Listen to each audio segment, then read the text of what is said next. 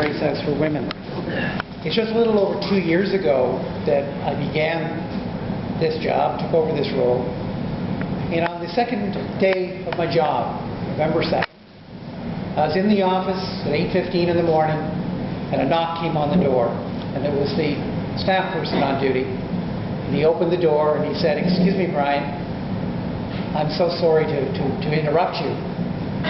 He said, "But I believe a gentleman is dead on the couch on the inside of your door." And he was. 35 years old, a combination of alcohol and drugs.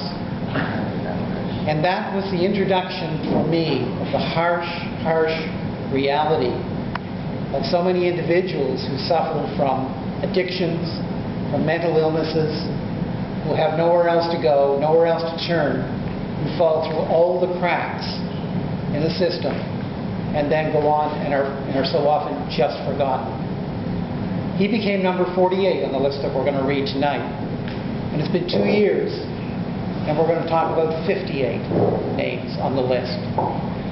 And I think it's important to really understand that it's not just 58 individuals who we may be talking about. It could be multiples of that.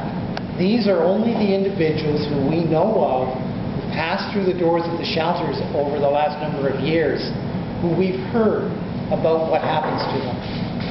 Although right now we might have up to 40 men in the men's shelter and 10 women in the women's shelter, in 2008 there were close to 500 different men and women who passed through our doors.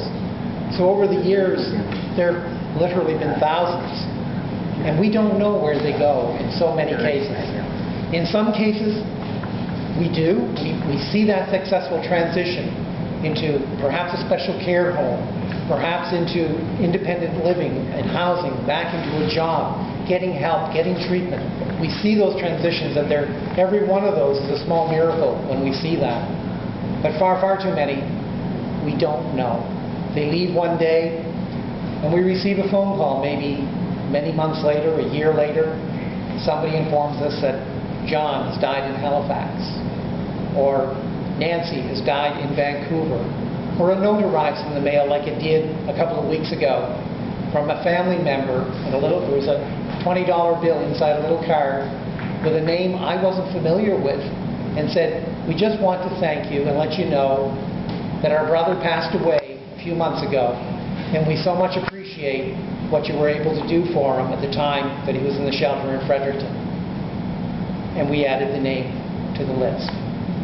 I want to thank all of you for coming here this evening to help us with this memory. Particularly, I want to thank Pastor Nancy from Brunswick Street Baptist Church and Reverend George Finstra from Nashwaaksis United Church. And I want to share with you the fact that these are many of the churches and so many in the faith community help us. We couldn't do it without you. But these are two churches and two pastoral teams that have very special places in our hearts because of the extra steps they take to help the individuals who approach them, or when we need some help for someone. They never ever say no. They're always there for us, or for the individuals that we're working with. So thank you so much. And I also want to thank specifically Mavis Doucette. Mavis, everybody knows, and Mavis has done so much for so many individuals, countless individuals in this community.